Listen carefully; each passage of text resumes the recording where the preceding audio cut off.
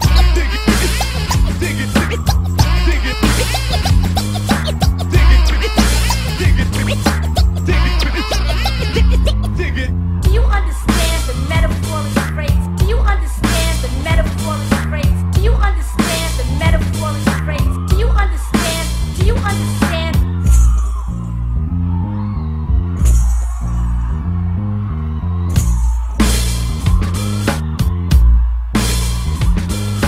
Gundus. Exploited and they hung us. I'd like to take a moment to say fuck Columbus. Millions off my The back. black on black crisis is a myth. The crack that did the What's damage. the one from the whip? The record skip, the record skip, the record skip. The record skips cause my voice is kinda scratchy. From yelling don't you when 5-0 comes to harass me.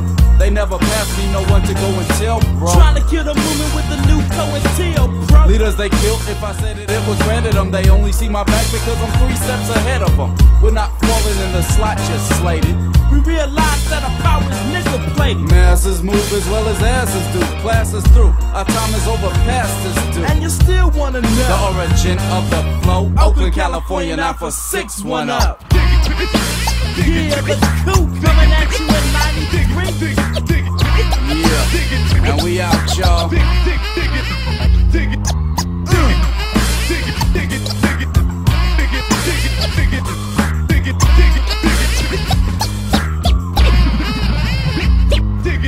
you understand the metaphoric phrase? Do you understand the metaphoric phrase? Do you understand the metaphoric phrase? Do you understand? So that was Boots of the Coup, Boots and E-Rock, Pam the Functress, the Coup, Dig It. That was one of their earliest singles, if not their very first single, off of their 1993 debut, Kill My Landlord. What do you think? Pretty dope video. I mean, I really appreciate how precise and direct their analysis of the social conditions were in that video. Mm-hmm. I gotta say, I don't see a lot of that in our current videos. That's what I've been trying to tell you. Didn't I tell you? All right. Tell Well, you, that's, old school, that's the man. reason why you get the opportunity to play one of these videos. One of the old raggedy, Well, yeah, dusty we can't have too videos many from of back them, in the but- day. Right. Yeah, that's how I tell you, the old school. How long have you been listening to them? Since 93. I bought their first album on in this little rickety, independently owned, black owned record store. Are they touring now? What are they currently up to? E-Rock has left the group after Genocide and Juice, after their second full-length LP. E-Rock went on to do some other activism, I think, in labor struggle or something. So it's been Boots and Pam the Functress. And Boots has been pretty prolific. You know, he's been putting out material and touring consistently since then. And then he hooked up with the guitarist from Rage Against the Machine, and they founded the Street Sweeper Social Club, and so he put out some pretty dope music with him. Okay. All right. Let's talk about what we got coming up this week. The Coup, they're dope. COUP. They're nice. Let's talk about this event we got coming up Friday. Oh yeah, we're having like a big push recruiting introductory party for this movement we're trying to get off the ground. What are you going to be talking about? Well, do we want to tell them what we're doing? Or at least, give them a taste. Okay, we're having an event at the historic Bronzeville Coffee House here in Chicago called Bloom. Black owned. Come down and get your coffee at Net Up Cafe, Bronzeville Coffee House. Can I finish? Go ahead. Just gotta get a shot in. Okay, yeah. I threw you off that far. Yeah. You just stomped all over my line. You gotta give Jimmy his props, man. Yeah, big up to Jimmy and big up to Jimmy's at Net Up Cafe. That's our second home. I love it there. Yeah. And then they have vegan hot chocolate. Some of the best vegan hot chocolate in the city. No, but we're having this event there this coming Friday, which is July what? July 20th, 6 p.m. 20th, 6 p.m. to 9 p.m. called Bloom, of Movement for Our Times.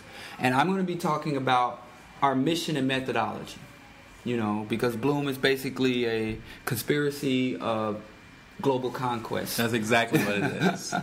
Where we're going to take over the world and hand it back to the people, the original people of the world. And in order to do that, we're going to have to realize our fullest potential. And so I'm going to be giving a very short, but hopefully colorful address on that topic. Right, yeah, it's going to be 2 short presentations, then an open community discussion, and then we're going to basically talk about the different formations, the organizing we've been doing up to this point, and where we intend to go with it. We got a lot going on. We got our youth initiative called RAM. We had the Nerf event this weekend, which was wonderful. You can check out photos of that event online. We got Freedom Fighters coming up this week. Yeah. You want to talk about what's happening? Oh, yeah. On 10 a.m., July 22nd, my son's 10th birthday, we're having our freeform sparring session, which we do twice a month.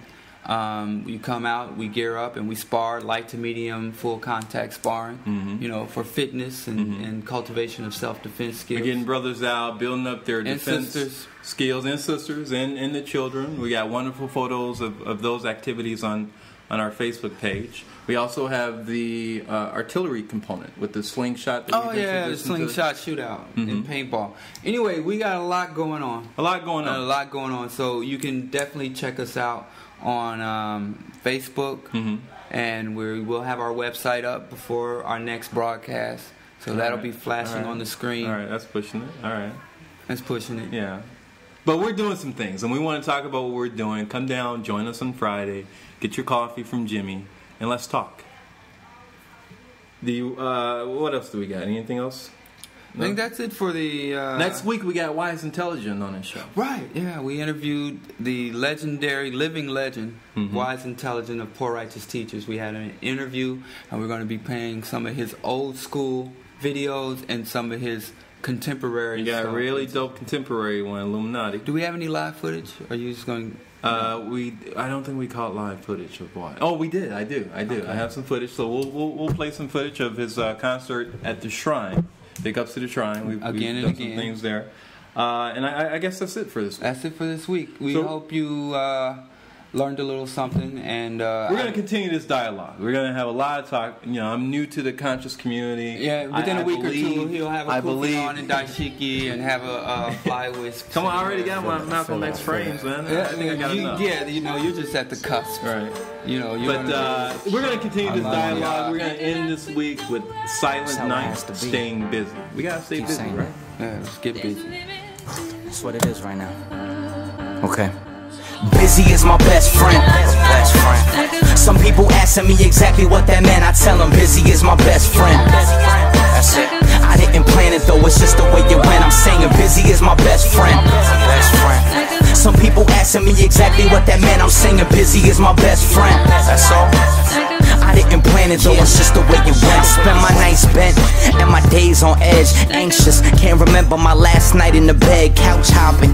Never said I was without options. It's just that I'm locked in a perpetual round robin. More than my own home, I'm at the compound. More often than my mom's house, I'm at Khan's house. En route more than on location. Loco days spent in so many stations. Radio, bus, train, straining to sustain. Save money, save face to save me from much pain. Trying to gain wealth was something I enjoy doing. Pace myself but really keep the ball moving. We building, so grind mode is reality. A state of mind, an elementality. You say you want it, okay, well how badly? I'ma be honest, it's not a phase or a fad to me. Busy is my best friend. Some people asking me exactly what that meant. I tell them busy is my best friend. That's it. I didn't plan it though, it's just the way it went. I'm saying busy is my best friend. Some people asking me exactly what that meant. I'm saying busy is my best friend. That's all. I didn't plan it though, it's just the way it went. Yeah. Busy is as busy does. That's why my schedule was plentiful and filling up. That's why my sessions are incredible and ill as fuck. That's why my family and friends don't see me as much. Peace, peace, what's up? How you been? Staying busy, you know. Trying to stay sane, trying to make a living, you know. I'm away to the lab, just on my grizzly. After that it's off to the grizzly to get busy. Face buried in the screen to keep my mind off of thoughts of her in them jeans. It's genuine at least. And my eyes are sore, cause it's 6 a.m. I've been sitting there since the night before. Answer emails, right galore. Searching for the band called Fuse in the iTunes store. Life is short, it's time to pour it all in. Geronimo with my soul, Rocker Ken singing. Busy is my best friend. Some people asking me exactly what that meant. I tell them busy is my best friend. That's it. I didn't plan it though, it's just the way it went. I'm saying busy is my best friend. Some people asking me exactly what that meant. I'm saying busy is my best friend. That's all. I didn't plan it though, it's just the way it went. My people facing hardships, trying to make deposits, working day to day to pay the rent or pay the mortgage. One check away from being on the street. All my peeps who were there 1 check ago. It's deep. When that check took a rain check, you in the rain drenched, waiting for a better to get next to some heat. My peeps that got seized, trying to raise them right, and at the same time find your own place in life. Working non-stop day and night to accomplish what you constantly would say you might. For my people that return to school, no loans, working too, with no family and no trust fund to turn to. Independent, more strength than some could even fathom. Balancing necessity and passion when they get so bad and it seems no one has a hand to lend. And busy is your best friend. When you're trying to see your vision through to the fullest extent, busy is your best friend. When you hoping whatever you going through would just end, busy is your best friend. When you don't wanna think no more, when you hurting so bad that it's in your core, but it will hurt even more if you stop, even for a second. Busy is your best friend, and busy is my best friend. Love, love, love.